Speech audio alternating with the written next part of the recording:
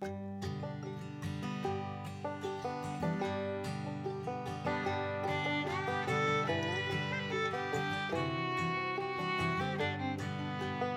అండి, అందరికీ నమస్కారం. ఎలా ఉన్నారు? అందరూ బాగున్నారా? నేనైతే చాలా చాలా బాగున్నాను.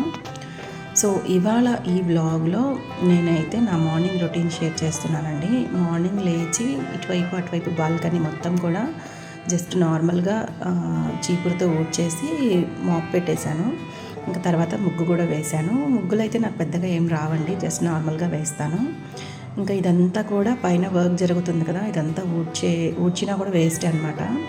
సో షింక్ నిండా అంట్లు ఉన్నాయి. పనమ్మాయి వచ్చేటప్పటికి టైం పడుతుంది. కొన్ని తోముకోవాలంటే గ్లాసులు అవసరమైనవన్నీ తోముకోవాలి.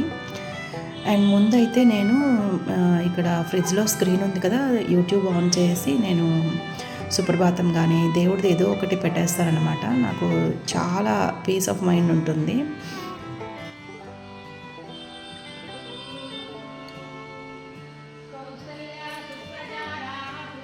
సో ఈ సుప్రభాతం పెట్టుకొని ఇంకా నా మిగతా వర్క్ అంతా చేసుకుంటాను. ఇక్కడైతే చూడండి, నా కౌంటర్ టాప్, స్టవ్ గట్టు మొత్తం అంతా కూడా చాలా మెస్సీ అయిపోయింది. ఎందుకంటే నేను నైట్ వంకాయలు కాల్చాను. వంకాయలు కాలిస్తే స్టవ్ మొత్తం ఖరాబ్ అయిపోతుంది. సో అందుకనే ఇంకా నేను నైట్ అయితే టైర్డ్ అయిపోయాను బాగా, అందుకే వదిలేశాను.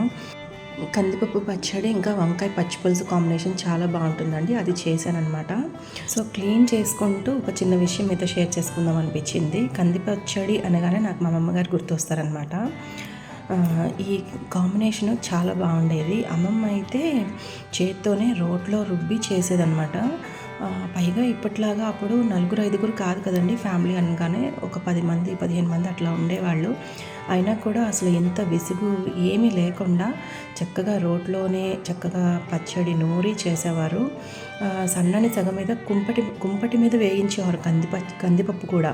అదే మనమైతే స్టవ్ల మీద వేయిస్తున్నాం కదా, అట్లా కాదనమాట. కుంపట్లో చక్కగా వేయించి ఇంకా ఆ నిప్పుల మీద వంకాయలు కాల్చి, తెల్ల వంకాయలు ఉంటాయి కదండి, అవి కాల్చి చక్కగా పచ్చి పులుసు ఇంకా కంది పచ్చడి కాంబినేషను చేసేవారనమాట. ఇంకా అన్నం అయితే వేడిగా పొగలు కక్కుతూ వడ్డించేవారు. అది కూడా ఫస్ట్ అయితే మా తాతయ్య గారికి పెట్టేవారు. ఆయన ఎప్పుడు తిని పక్కకి వెళ్ళిపోతారా అని మేమైతే గోడచాటు నుంచి ఎదురు చూసేవాళ్ళము. ఆ తర్వాత మా పిన్నెలు మాకు పెట్టేవారనమాట అమ్మమ్మ. ఇంకప్పుడు మామూలుగా ఉండేది కాదు, యుద్ధం అనమాట.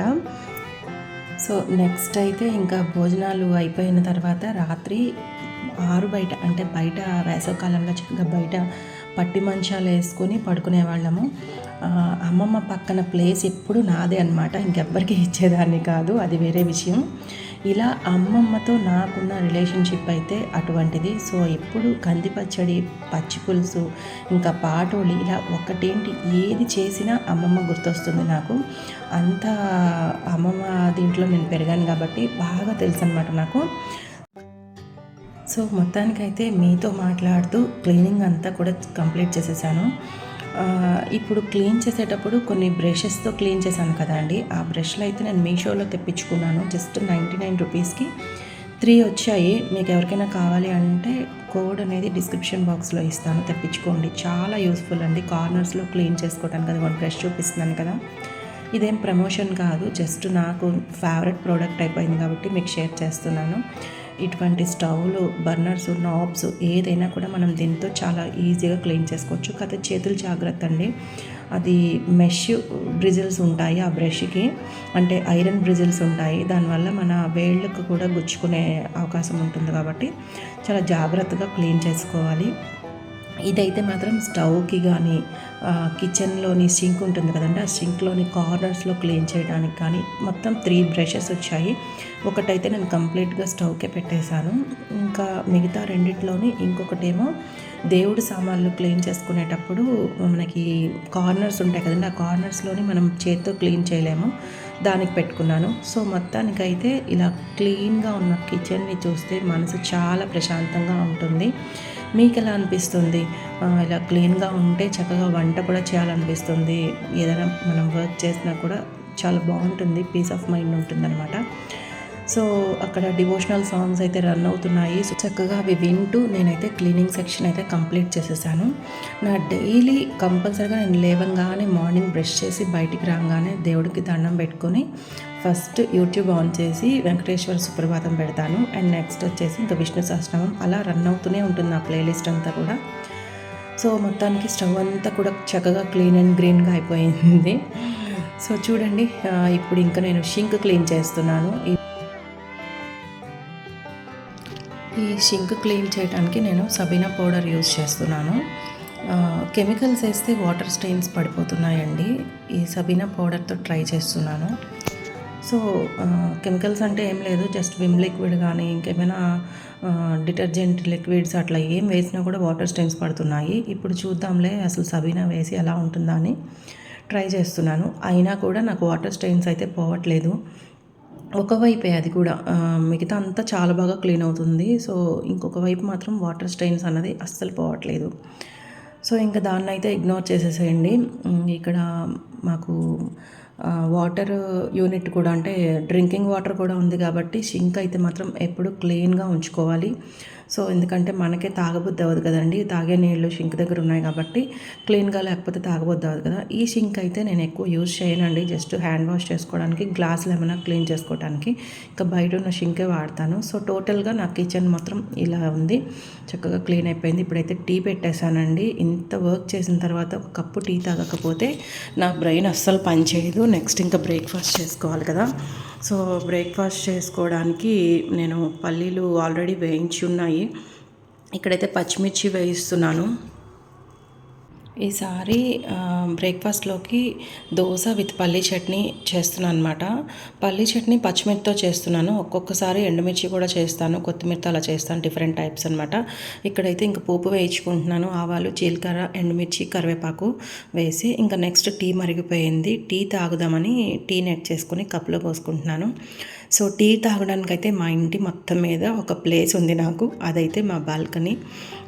చక్కగా కార్నర్ కాబట్టి మొత్తం రోడ్ అంతా కనపడుతుంది. సో సన్ కూడా కనపడుతుంది కాబట్టి నేను బయట కూర్చొని చక్కగా టీని ఆస్వాదిస్తూ తాగుతాను అనమాట. ఇది నా ఫేవరెట్ ప్లేస్ అయిపోయింది. ఇంటికి వచ్చిన తర్వాత నేను మార్నింగ్ కాఫీ కూడా ఇక్కడే కూర్చొని తాగుతాను, అండ్ టీ కూడా ఇక్కడే కూర్చొని తాగుతాను. ఇంకా ఈవినింగ్ అనేటప్పటికీ అప్పుడు మంచి ఎండ ఉంటుంది, వేడి ఉంటుంది. సో అందుకని ఈవినింగ్ టైం కాదు, కానీ మార్నింగ్ టైం మాత్రం ఎక్కువ టైం నేను ఇక్కడే గడుపుతాను. చాలా బాగుంటుంది, నాకైతే మనసుకి హాయిగా అనిపిస్తుంది.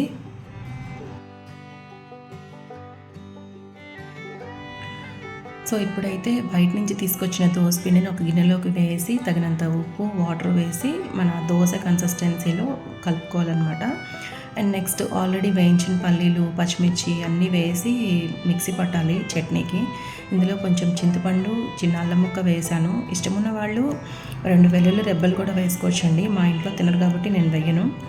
సో ఇక్కడ చట్నీ అయితే మిక్సీ పట్టుకోవడం అయిపోయింది. ముందుగా వేయించిన పోపుని ఇందులో కలుపుకొని ఇంకా దోశల్లోకి కానీ, ఇడ్లీలోకి కానీ, మైసూర్ బజ్జీ ఇలా ఏ టిఫిన్లోకి అయితే మాత్రం చాలా బాగుంటుంది ఈ చట్నీ. ఒకసారి ట్రై చేయండి, మీకు కూడా ఖచ్చితంగా నచ్చుతుంది. పోపు వేసుకుని కలుపుకుంటున్నాను. పోపు అనేది మెయిన్ అనమాట, ఆ పోపు అలా క్రంచీగా మధ్యలో వస్తుంటే చాలా బాగుంటుంది చట్నీ. ఇంకా నెక్స్ట్ అయితే దోశ వేస్తున్నానండి.